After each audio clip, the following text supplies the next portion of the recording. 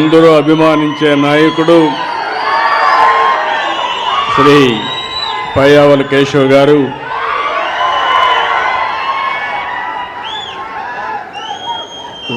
గౌరవనీయులు. ప్రజల మనిషి ఎప్పుడూ ప్రజల్లోనే ఉంటాడు. అదే మరిగా ఈరోజు సాగునీటి శాఖలో భారీ మార్పులు తీసుకొస్తున్నటువంటి నిమ్మల రామానాయుడు గారు,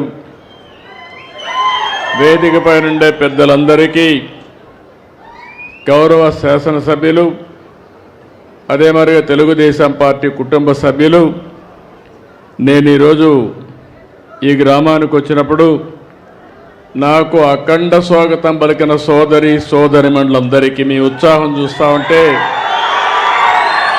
ఎన్నోసార్లు వచ్చాను.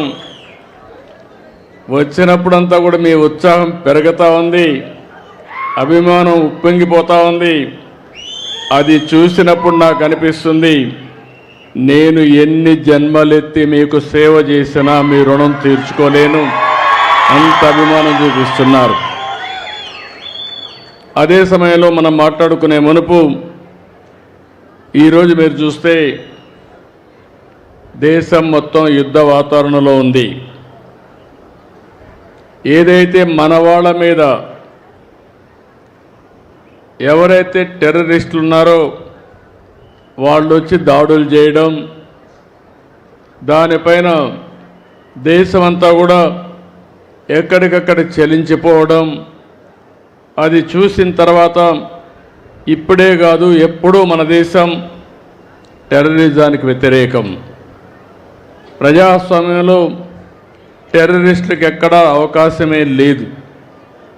అలాంటిది మన దేశంలో ఎవరైతే మీరు చూస్తే దేశంలో చాలామంది వివిధ ప్రాంతాలకు చెందిన వ్యక్తులు కాశ్మీర్కి వెళ్ళడం, అతి దారుణంగా, అతి కిరాతకంగా ఆడబిడ్డల ముందర, పిల్లల ముందర మగవాళ్ళని ఇష్టానుసారంగా చంపేశారు. అది చూసినప్పుడు చాలా బాధేస్తుంది. అలాంటి సంఘటన జరిగిన తర్వాత ప్రధానమంత్రి గారు ఎప్పుడూ చెప్పారు, తీవ్రవాదానికి ప్రపంచంలో చోటు లేదని చెప్పి దీనిపైన చర్య తీసుకోవాలని సింధూర్ అనే కార్యక్రమం పెట్టి టెర్రరిస్టులను హతం చేసిన దేశం, హతం చేసిన ప్రభుత్వం కేంద్రంలో ఉండే ఎన్డీఏ ప్రభుత్వం అని చెప్పి కూడా నేను మీకు తెలియజేస్తున్నాను. అలాంటి చేసినప్పుడు ఎక్కడికక్కడ వాళ్ళు కరెక్ట్ చేసుకోవాల్సింది పోయి మళ్ళీ ఏదైతే ఈరోజు పక్కనుండే పాకిస్తాన్ అయితే మళ్ళీ మన మీద దాడులు చేస్తూ కవ్వింపు చర్యలు చేస్తున్నారు. అయితే మన దేశంలో ఒకటే చెప్తున్నా, మొన్న కూడా నేను చూశాను, అమరావతి చివరి మీటింగ్ ఆ రోజు ప్రధానమంత్రి గారు వచ్చింది.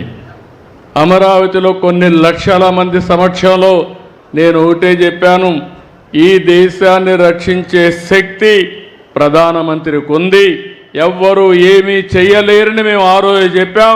అది చేసి చూపిస్తారని మరొక్కసారి మీ అందరికీ విజ్ఞప్తి చేస్తున్నా.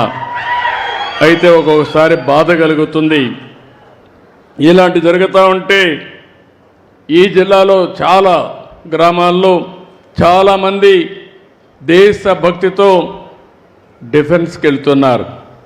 మేము కూడా దేశాన్ని కాపాడాలి, నా వంతు బాధ్యతగా నేను కూడా దేశ సేవ చేయాలని చాలామంది ముందుకొచ్చి యువకులైతే ఈ యొక్క రక్షణ శాఖలో చేరుతున్నారు.